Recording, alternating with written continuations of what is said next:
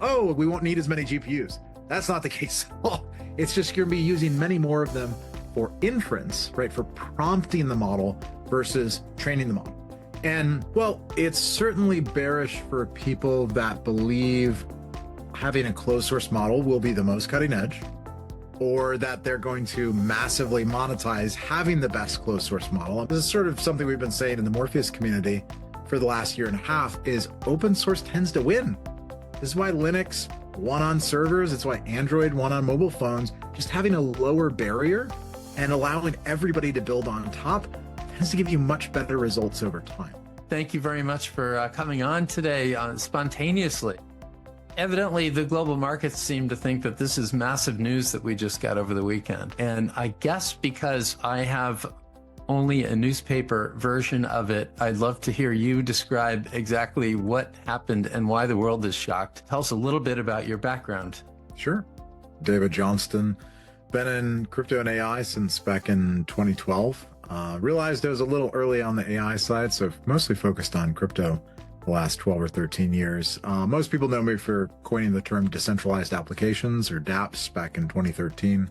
Created the framework for that. Sort of became a popular idea to build blockchain apps that were peer-to-peer, open source, and had a token. And that's sort of the definition I proposed. But more recently, been sort of creating this framework for what we call smart agents, which are AIs connected to smart contracts. So spent most of the last 2 or 3 years focused on decentralized AI.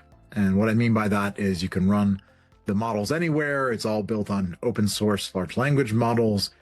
Good examples of this are probably like Venice.ai, which is created by Eric Voorhees, which has become very popular as a replacement for ChatGPT and runs on all open source models. So check it out at Venice.ai. But anyway, that's a quick background of myself. But the big news is Deepseek, right?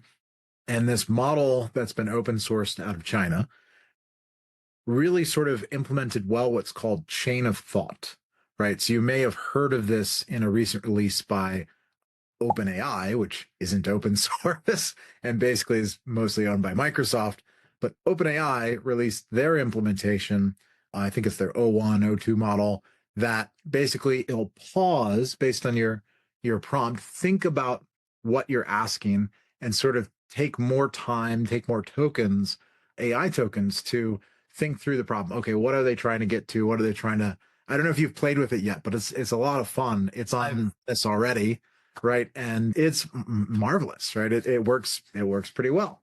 So that's sort of the big breakthrough is, given it's open source, I saw an estimate today, you can run it for 30 times less than OpenAI is charging. So it's like, oh, wow, the sort of state of the art has now been reached by the open source community. I understand that there is some efficiency that they gained that we don't know how to do yet, or something like that, where it's able to use less energy to generate the same amount of content and generate. That's what people are sort of picking apart, the approach. But the whole chain of thought has been sort of well established for 2 or 3 years in the research literature. So it's not so much that the fundamental approach is radically different. It's that this is the first open source model to fully implement it, right? Because it didn't require sort of a massive foundational model to make this improvement. It was more of the architecture of, chain of thought and implementing that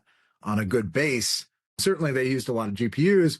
It's interesting that this came out of a hedge or algo fund, sort of as they called it, as their side projects, right?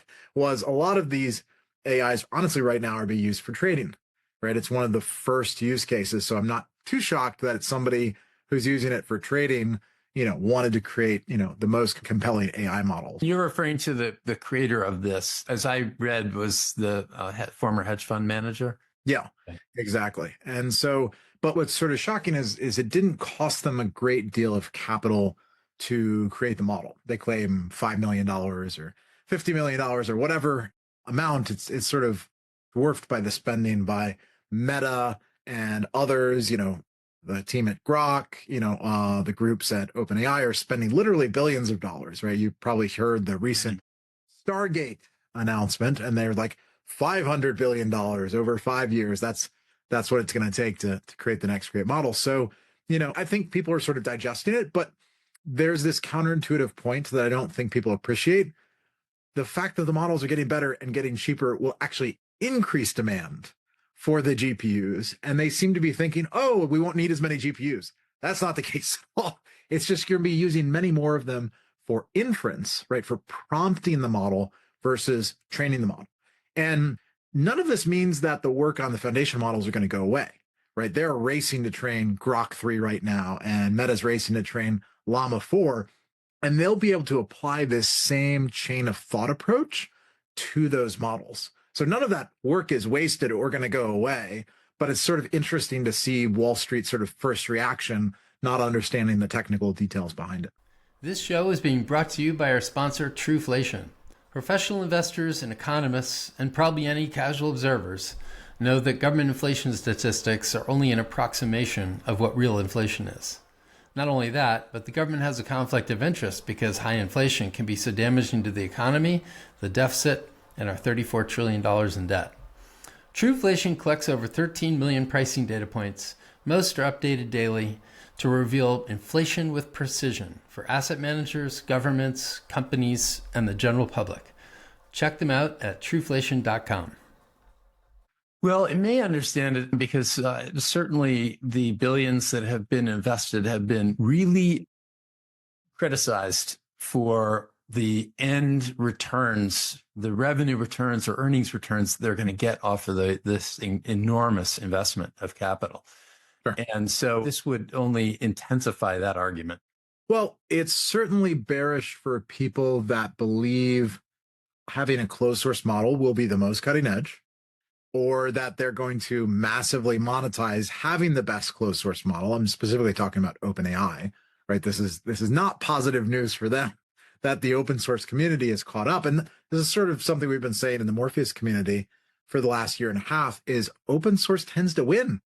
This is why Linux won on servers. It's why Android won on mobile phones. Just having a lower barrier and allowing everybody to build on top tends to give you much better results over time, right? And so while people are sort of, oh, well, they have infinite resources and no one will ever compete with them, I don't really buy that, right? There's more GPUs owned outside of these companies that are owned inside these, so the four walls of OpenAI, especially with the large players like Elon training Grok or, Meta training Llama. You've now got titans releasing open source models. And as soon as they do that, people can not only improve them and fine tune them, they can also mirror the models by prompting them enough. And you can sort of synthetically figure out what their weights are. So even if it isn't fully released or under the license you like, they tend to get mirrored and released in all the flavors of different open source licenses and used by anybody who wants to over time. It's very difficult to keep the genie in the bottle. So personally, I think this is incredible news for the open source community, for anybody building on open models.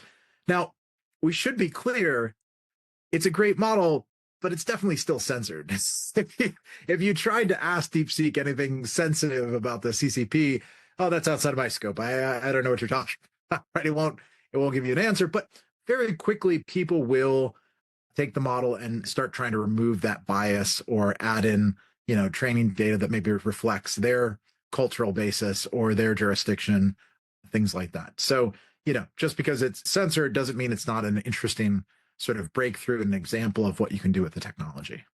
So I'm going to guess that very large portion of people who read about this don't understand exactly what open source means and don't understand exactly what decentralized means. So why don't we just, go into a little bit of detail on that. And then I'd love to also circle back on the idea that Congress banned TikTok for seeing too much American information. And wouldn't this be a much more severe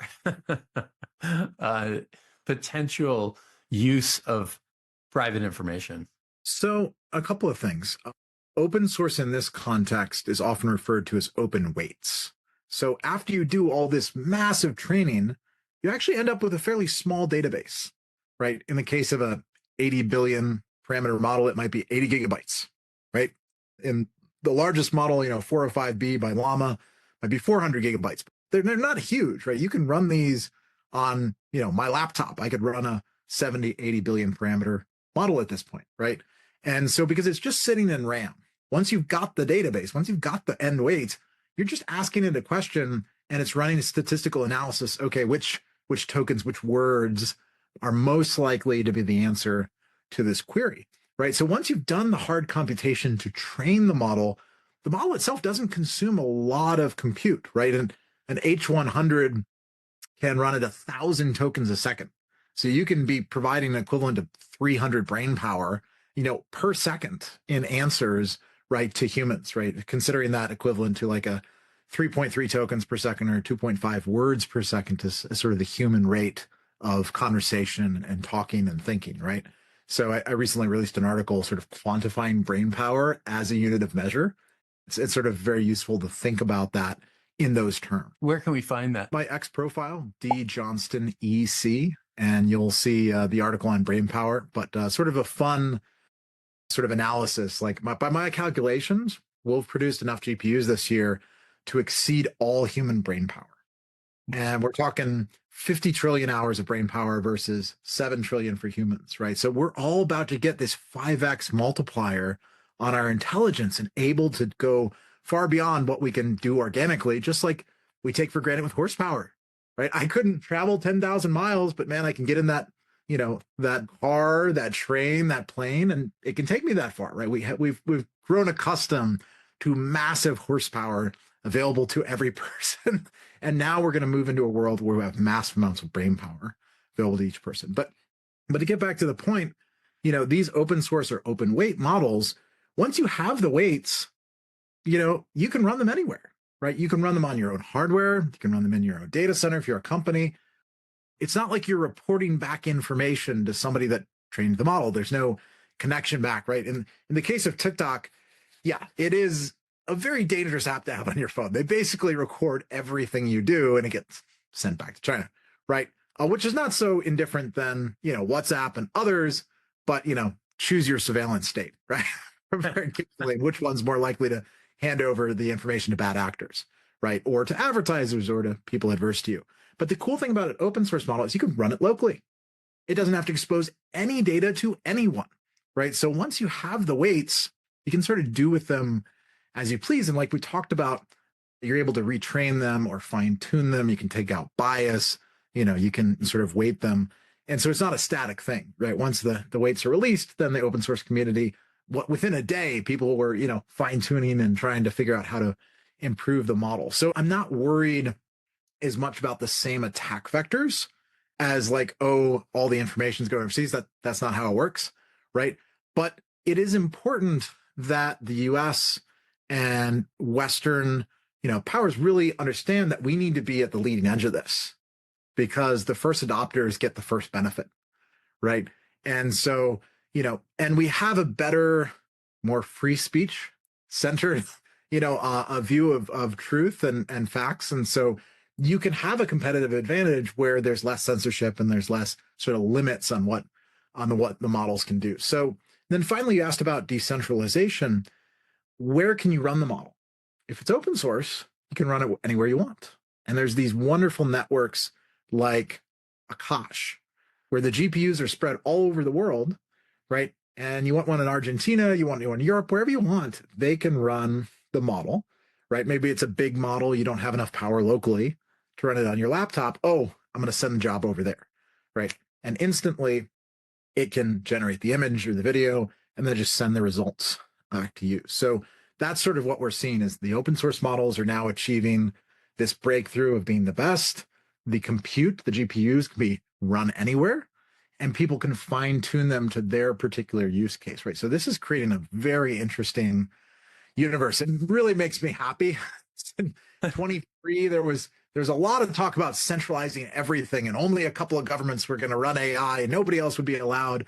And we've sort of blown past so many of those restrictions. The new regime has, sort of thrown away the executive order that would have restricted the size of the models and really was an effort by the big tech players to sort of hobble open source and prevent real competition. So it's really good to see sort of the landscape open up. And now we have a bigger opportunity. It seems like this is the opportunity for the closed source models to be forced into change. Is that going to be from customer adoption, or Will it even happen? And what are the large language models that are currently used on the market that are open source? So probably the most popular series is by Meta. It's called the Llama series. You may have heard Llama 1, Llama 2, Llama 3. They're working on releasing an even more powerful version right now, but Zuckerberg has sort of taken this interesting approach of he wants to build Linux for AI, right? Be the open source basis that everybody uses. And it's not completely open source. There's a few limitations in the license. If you read the fine print, if you have over 700 million users, commercial terms apply. So they really just sort of put a very high cap, but like Google and a few of their competitors can't use the models. But for researchers, small businesses, the average individual, almost everybody doesn't have 700 million users. So most people are free to use the models, right?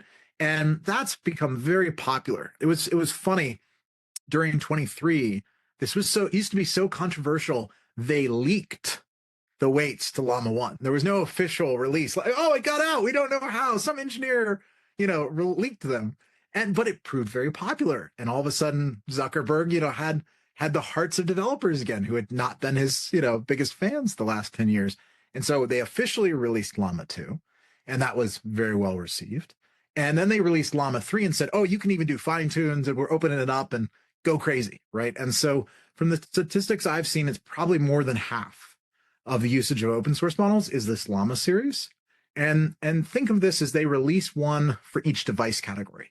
There's a small model you can run on your phone, and it's like 3 gigabytes. There's, 80 billion. You can run that on a laptop. And then there's this big 400 billion version that you can run on a server, right? So kind of think about, so when you see these releases, you're like, why is there a little one, a medium-sized one, and a big one? It's about fitting the size of the device, right? That's what they're really doing, is sort of crossing those different product categories. So Llama is probably the most used. Mistral is another good one out of France, really sort of the only European model. They were sort of grandfathered in under the European AI Act, which sort of restricted everybody else. But the French were like, not for us. We get free pass. And so Mistral is sort of semi, funded by the state, and they're heavily involved in it as the French do.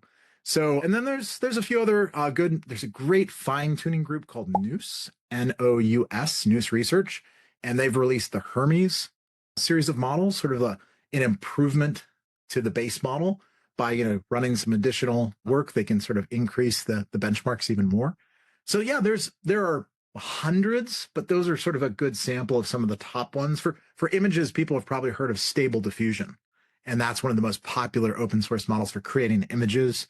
And now there are models for creating video, and that's going to be a real breakthrough this year. Is you're going to get photorealistic AI videos of anything you can imagine just by typing in a prompt, which is, I'm personally can't wait for all the sci-fi books I've read that never made a movie. And it's been 70 years. It's like somebody, finally turn, all these great scripts into beautiful movies, right? So I think we're going to have this explosion of personalized, sort of niche movie making and entertainment, right? So it's going to be really interesting to see it go. But most of this is happening in open source because there's no permission required. There's no contract. There's no license fee. And ultimately, the closed source is not going to go away, right? Android is 85% of the market, but there's still a place for Apple, right? If you want premium service, premium hardware, corporate backups, policies implemented, there's probably always going to be that 80-20 space. Maybe 80% of it is open source and 20% serves the corporates and the governments and others that have, bespoke requirements or need a service, terms of a service agreement, somebody to guarantee it'll be up X% of the time. So I think there's still going to be space for that. But my contention has been the vast majority, I think, will be open source. The way you describe that, I think of corporations as having policies and wanting to have another corporation who is there, all of their AI is running on that other corporation, so that there's a dependence on their security, and they're responsible for things that might go wrong. Is that how you would see it unfolding? And what kind of market share is left at the end of the day? I think a little bit about like cloud computing, that for a long time corporations didn't trust it, and then suddenly it became trusted, and now it dominates. Would that be a similar analogy? Well, I think one trend you have to keep in mind is the decentralized protocols are making it further and further up the tech stack, right? So the internet was a very thin layer, TCP, IP, HTTP level. And then we got Bitcoin, we got decentralized money. Okay, now you had a more interesting monetized open source rail. Then we got Ethereum. Okay, now we've got smart contracts. You can do more complex financial contracts and things like that. That's all grown to a $3 trillion industry. And now with something like Morpheus, you're getting decentralized AI, right? You're getting this idea of smart agents doing most of the transactions and economic activity on behalf of people. That's sort of the big thing you have to keep in mind here is you're not going to be able to keep up with this flood of agents that are very persuasive and very smart and want you to buy XYZ or do XYZ. You're going to need a personal agent interacting with them on your behalf, right? The same reason you have a smartphone, the same reason you have a personal computer, right? You need to be able to interact in this new agentic economy the way you interacted with the new web-based economy, right? Or the new app-based economy, right? So we're just going through another one of those transitions where everybody's going to have a personal agent. But I think the key is you want it to reflect your values. And so in the Morpheus community, we've been rooting it in the Web3 wallet. So if you have a crypto wallet, you have the private key, right? You're the ultimate authority on which transactions you approve, but you want an AI that's trained on your preferences, is reflecting your best interest, really acting, I'm writing an article on this right now, really acting as a fiduciary to you, not to some company, not to some government, but to you as an individual. And I think that concept of a fiduciary is very important. Like the AI needs to have my best interest, not selling me to the top advertisement bidder, right? And you're starting to see that. The corporate AIs are starting to shove in advertisements into the outcome that have nothing to do with the quality of the model, the real intelligence. It's just whatever the top bidder said, put in the recipe, and then you need Oreos, whatever, right? And you're immediately breaking the value proposition of the AI is to get real machine intelligence and closest to the sort of truth and reality. And you're starting to distort it for corporate profits, right? And so I think that transition to a personal AI that's rooted in your interests and values and preferences is an extremely important one. We're going to get there very quickly because I don't know about you, but my family members are getting these impersonators and spammers and people trying to trick them all the time. That's going to ramp up 100x, right? You're not going to be able to tell, am I talking to a person? Is this who I think it is? You need cryptography. You need a mathematical proof of who you're interacting with and what you're trying to achieve, whether it's what you expect and what you want. You're going to need an advocate, right? And I really strongly believe that's going to be a personal smart agent. So, so it almost serves as a security layer. Yeah, in many ways. Really going to need that security layer. Yeah, absolutely. That touches on what I was going to ask next, which is for all of those pessimists out there that think that AI can crush humanity, what are the protection layers that will become evident? Again, we narrowly avoided sort of the doomsday scenario where the state ran AI. State does not have a good record on, violence or a lot of things the last century. And so that would have been sort of the worst outcome. So it might even stretch beyond the last century. Yes, perhaps the last 50 centuries. Yeah, the state has never had a good record. So that would have been the worst outcome is complete centralization and collectivization of intent and alignment. Because every time you heard the word alignment, ask aligned to who? And it's usually they wanted to align to some government or company. I wanted to align to the individual, right? I think that's where we get the best outcomes. And so, that's sort of the core thing is if it's aligned to me, then everything else sort of falls into place. We have a marketplace. I have resources. I want to accomplish something, buy something, go on a trip, and my agent's going to try to get me the best deal at the best price with the best outcomes that, reflects my preferences of where I want to stay and what I want to do, right? And so that can be extremely positive. So that's, let's say, much more on the individualistic side of the spectrum. So the more your wallet, your data, your AI are an extension of your mind and of you, the better the outcomes are going to be. And so very quickly, this is going to be like, all right, if you're hearing this podcast and you're using Morpheus and Venice and you've got access to these tools, you really want to train up your family quick. Because if not, they're basically going to get farmed by these corporate AIs and these government AIs that start, nudging them this way or that, maybe for politics, maybe for profit, but not for their best good, right? And so this is going to be an important shift, and I think it's going to come a lot faster than most people expect. We're at 500 million crypto wallets. At the current rate of growth, we're going to hit 1 billion the end of this year.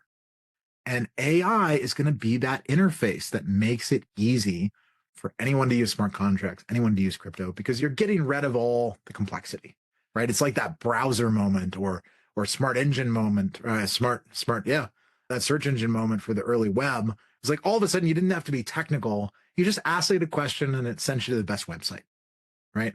So we need that same type of neutrality in the algorithm, though. If you remember, the early results to Google were magical. Where it's like, oh, I didn't even know these places existed. I just asked a question, gave me the top 10. I clicked on the one I wanted, right? But they degraded over time as they tried to make more and more profit off of people, which I was surprised at. I didn't expect how far the results would fall. But we're getting back to that now. I use Venice instead of Google. So you can do a web search. It gives me all the summary. And if I want more information, I click on a link, right? And so we're sort of getting back to that magic of being able to interact directly with machine intelligence. And so the more we can accelerate that, the better we're going to be in that type of framework. But I think we're headed in a good direction. We sort of avoided the worst outcomes. Now it's like, is it going to be extractive AI or is it going to be beneficial AI? Right? And those are sort of terms I'm working out in this article right now. When it comes to performance of the relative AIs, are they all improving so fast? And is the difference between the best and the next not enough measurable to matter? And particularly the open source AIs, because open source seems to be so much better and everybody can run it wherever they want. And it's therefore not centralized. The companies that have AIs have marketing departments and get the advantage of public attention. The decentralized and or open source models sometimes have it and sometimes don't. How do we get people to understand that surrendering their AI interactions to a centralized force is ultimately against their best wishes? I don't even think you need them to understand that. It's just proof is in the pudding. The open source AIs are going to be able to do things that a centralized AI simply can't. It's 2025, and Google doesn't have a crypto wallet yet because they don't want to be a fiduciary. They don't want to be a financial intermediary. They don't want to be a regulated entity that has to do KYC and AML, which are very expensive, right? And so Web3 and decentralized AI has a huge advantage.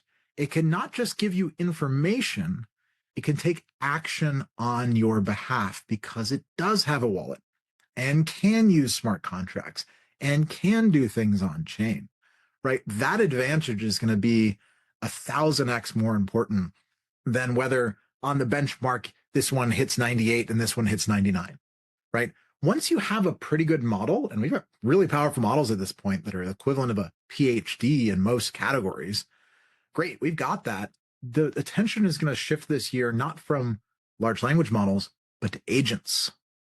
What can the agent do on my behalf? That's a word you're going to hear a lot. AI agents, smart agents, right? That's where the real rubber meets the road. It's like, okay, I've created a great operating system. Now, which apps can I run? And you can have the most powerful operating system in the world, but you end up, having apps because you need them narrowly tailored to particular use cases, right? Oh, this app does this one thing for me. It books train tickets or books flights or whatever, right? That's where we're going to get all the websites of the world. All the apps are going to basically switch interfaces to these agents. You can just talk to it, right? You don't have to navigate it or download it. In fact, your agent can talk to their agent and they can work out all the details in 10 seconds and report back, hey, is this what you want to do? And you click one button, right? That's going to be an amazing productivity increaser, right? You're going to be able to do 10 times as much, 100 times as much. And that's where it's really going to get interesting. So I think of the agents running on OpenAI as they're crippled, right? They are retarded on purpose, right? And I'm using that in the technical sense. Like they're limiting and handicapping the intelligence of the model on purpose because they can't take financial actions. They can't take economic actions. And so people aren't going to have to understand, oh, I want to protect my data and all these other things. It's just like, this one works. That one, it wants me to take 20 steps. I don't have time to take those 20 steps. I'm going to pick the one where it does it for me. And it comes back to me at the last step and says, is that what you want to do? Right. So I think that difference is just going to be so extreme. It's like saying, but how do we compete with AOL and all their marketing machine? It's like, the good websites are all over here. Like nobody cares about AOL anymore. And so I think OpenAI is at real risk of being that AOL, right, of this season, because their move away from open source, which is where they started, right? That was their initial commitment to be a nonprofit and release all this for the benefit. When they sold out to Microsoft for $30 billion, they lost the goodwill, the advantages, the speed they could move at, people building on top of it, and everybody's moved somewhere else, right? So yeah, they're going to have to change their game. And we saw this with Deepseek. Within one day of Deepseek coming out and sort of blowing all their cost model out of the water, they said, oh, no, we can lower our prices. We're going to do 100 responses a day. And, don't worry, you can still use OpenAI, but like, that's also going to get rid of all the profit that they were expecting from overcharging for their API. And that's, I think, where we're headed. That'll be a major, but you make a really good point. They can't compete on the breadth of products and services anyway. Now the profit is going to be drained quickly. Yep, exactly. Where can we find agents? What form do they come in, and how is it that people are going to, I don't think that that's well understood yet.